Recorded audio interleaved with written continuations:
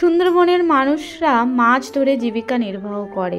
এইভাবে তাদের জীবনযাপন প্রাণের ঝুঁকি নিয়ে। এই নদীতে রয়েছে প্রচণ্ড পরিমাণে কুমির, যা বলবার ভাষা নেই, তবুও প্রাণের ঝুঁকি নিয়ে জীবিকা নির্বাহ করছে। এদিকে দেখো আমার ছোট্ট ভাইপো গুড্ডু, আর ওদিকে হচ্ছে আমার নাতনি সম্পর্কের হয়। তো দুজনে মিলে গল্প করে করে যাচ্ছে স্কুলের গল্প নিয়ে, মানে স্কুল যাওয়া নিয়ে। তো welcome back to my channel. Rita চ্যানেলে সবাইকে জানাই স্বাগত, অনেক অনেক শুভেচ্ছা। বড়দের জানাই প্রণাম, আর ছোটদের জানাই বুক ভরা ভালোবাসা। সকাল সকাল দেখতে পাচ্ছ চান করে বেরিয়ে পড়েছি, একটু মানে এক জায়গায় যাব। তো কোথায় যাচ্ছি কি করছি দেখতে হলে আমার পুরো চ্যানেলে চোখ রাখতে হবে। তো তোমাদের সঙ্গে কথা বলতে বলতেই দেখতে পাচ্ছ অলরেডি আমরা পৌঁছে গেছি নৌকোঘাটে, পাথর প্রতিমা ঘাটে। আর রাস্তায় বেশি ক্লিপ নেওয়া হয়নি, কারণ শরীরটা ছিল ভীষণই খারাপ। আর দেখো বহুদিন ধরে এই যে নদীর সাইডে ঘাটগুলো রয়েছে, মানুষ যাতায়াত করে, তার জন্য যে ঘাটগুলো তৈরি করা রয়েছে, ক্যাকটাস না কি বলে, দেখতে পাচ্ছ প্রচণ্ড ধারালো। আমি ঠিক এগুলোকে কি বলে আমি বুঝতে পারছি না, ক্যাকটাস না ক্যাকলাস বলে কিছু একটা, মানে প্রচণ্ড ধারালো। আর এগুলোতে পা দেওয়া মানে একবারে কেটে ফালা ফালা হয়ে যাবে, রক্তাক্ত হয়ে যাবে। এটা ছিল রাংভঙ্গার ফেরিঘাট, না মানে ফেরিঘাট নয়, অ্যাকচুয়ালি ভটভটি ঘাট, যাই বলো। তারপরে একটা মজার বিষয় হয়েছে কি, আর ওই যে দেখতে পাচ্ছ আঙ্কেলটি পুরো নৌকোতে ঘুমিয়ে ঘুমিয়ে যাচ্ছে। আর কি করবে বলো তো, ভুটভুটির যা আওয়াজ, ভুট ভুট ভুট ভুট, সকলকে মানে বিরক্তিবোধ লেগেই যাবে। তারপরে দেখো হঠাৎ করে দেখতে পেলাম যে মাছ ধরছে। আর সত্যি কথা বলতে না ভীষণই ভয় লাগে। এই নদীতে কিন্তু প্রচণ্ড পরিমাণে কুমির রয়েছে, আর আমরা দেখি, আর শীতকালে প্রায় সময় কুমির উপরে ওঠে, মানে রোদ পোয়ায় আর কি, যেটাকে বলে গায়ে রোদ খায়। আমরা যেমন শীতকালে গায়ে রোদ লাগাই, কুমিরও সুদা। এটা রয়েছে বিরাটের ঘাট, অসম্ভব সুন্দর। আর এখানে গাড়ি পারাপারের জন্য ভ্যাসেল ঘাট তৈরি করে দিয়েছে। তারপরে দেখো নৌকোতে আমরাও বসেছিলাম। আমাদের শরীরটা না ভীষণই খারাপ, আর বাবু পরোটা খেয়ে ভীষণই বমি করেছে পাথরে এসে। আর আমি পরোটা খাইনি বলে কোনো রকম গা বমি বমি করলেও মানে কোনো রকম একটু মানে মোটামুটি একটু সুস্থ আছি। তো সঙ্গে ছিল কাঁচা আমলকি, ওই আমলকিটা চিবোতে চিবোতে যাচ্ছি। তো ভাবছি যে কখন পৌঁছাবো, আর ভাল লাগছে না সত্যি কথা বলতে। এই গাড়ি না মোটেও সহ্য হয় না, গাড়িতে উঠলেই বমি। দেখো কত সুন্দর একুল ওকুল, মানে এত সুন্দর যা মানে যে সৌন্দর্যটা লাগছে না, তোমরা সত্যিই দেখো, আমি তো মুগ্ধ হয়ে যাচ্ছি।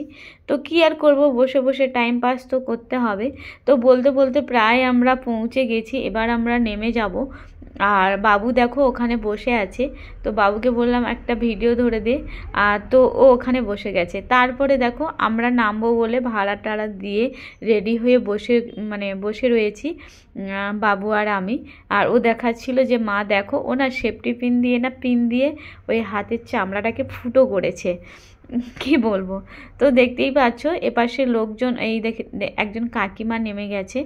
আর দেখো সবথেকে বড় বিষয়বস্তু হলো, আমার সঙ্গে ঘাটে চলে এসেছিলো আমার মা আমাকে আনতে।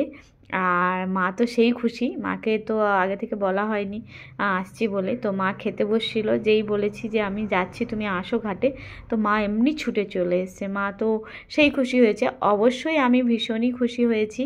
আর সত্যি কথা গ্রামের পরিবেশটা অসাধারণ, দেখতে পাচ্ছ। আর বেশ কয়েকদিন ধরে মানে প্রায় এক দেড় মাস ধরে তো বৃষ্টি হচ্ছে ক্রমশ, এই বছর বৃষ্টি লেগে রয়েছে।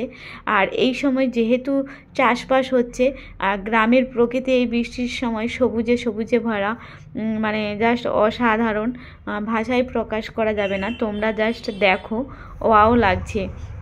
মানে বৃষ্টি হলে তো জানো এই সময় সবুজে পুরো ভরে যায় প্রকৃতি। আর প্রকৃতির এই যে লীলা, এই যে সৌন্দর্য, মানে চোখ ফেরানো যাবে না, সত্যি মনটা শান্তি হয়ে যায়।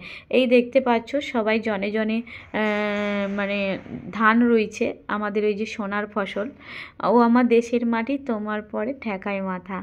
তো দেখতেই পাচ্ছ, সত্যি কথা বলতে আমার দেশের মাটিতে চলে এসেছি। সত্যি কথা বলতে পৃথিবীর যেই প্রান্তে থাকি না কেন, আর নিজের জন্মস্থানে এলে আলাদা একটা শান্তি। তো মা তো চলে গেছে দেখা করে, আর ওখানে দাদা বৌদিরা রান্না করছে, যাচ্ছি এখন দাদার কাছে। আর তো ওখানে খেয়ে দিয়ে তারপরে ফিরবো মায়ের কাছে।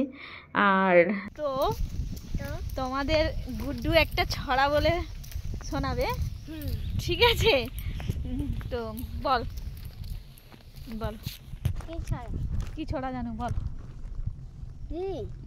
হাতি মাটি ডিম, হ্যাঁ, হাতি মাটি ডিম খাড়া দুটো সিং, ওই তারপরে হাতি মাটি ডিম খাড়া দুটো সিং, হ্যাঁ, আর হ্যাঁ, আর কি খাড়া দুটো সিং, আর কিচ্ছু জানিনি। কি জানো না? আর কিছু জানি না। আর কিছু জানিনি। তোর নাম কি? পৃথ্বীরাজ। পৃথ্বীরাজ কি? পৃথ্বীরাজ রাজ। আর তোর বাবার নাম? নারী গোপাল।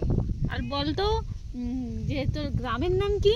গ্রামের নাম এলো ডুবেন্দ্রনগর পয়লাগেরি। এই পয়লাগেরি। পয়লাগেরি। তোর দাদুর নাম কি কর? দাদুর নাম, হ্যাঁ, দাদুর নাম একটু আগে যে বললাম দাদুর নাম ঈশ্বর। ঈশ্বর, ঈশ্বর, বিজয় কৃষ্ণ দাস। ঈশ্বর বিজয় কৃষ্ণ দাস। মুরগি দেখি। তো পিসি ভাইপোতে মজা করতে করতে বাড়ির দিকে ফিরছিলাম, বাবার বাড়ির দিকে। আর যেহেতু রাখি পূর্ণিমা রয়েছে বুঝতেই পারছো, আর এটা আজকে আমি ভিডিওটা এডিটিং করে আপলোড করব। আর ভিডিওটা ছিল রাখি পূর্ণিমার আগের দিন, মানে রাখি পূর্ণিমার দিন, রাখি পূর্ণিমার দিন। তো এরপরে দেখো এদের দুজনের মস্তি, আমার হচ্ছে নাতনি আর ভাইপোর, মানে সেই মস্তি করতে করতে যাচ্ছে দুজনে। আর ছোটোবেলা আমরাও এরকম কচু পাতা মাথায় নিয়ে কত দৌড়েছি, ছুটেছি, মানে সে গল্প বলে বোঝানো যাবে না। কারণ আমাদের ছোটোবেলাটা কেটেছে খেলাধুলার মধ্যে দিয়ে। আর এখনকার ছেলেদের মানে ফোন ছাড়া কিছু নেই। তো ভিডিওটা যদি ভালো লেগে থাকে লাইক কমেন্ট শেয়ার করে দিও। দেখা হচ্ছে নতুন কোনো ভিডিওতে। ততক্ষণ ভালো থেকো, সুস্থ থেকো, টাটা।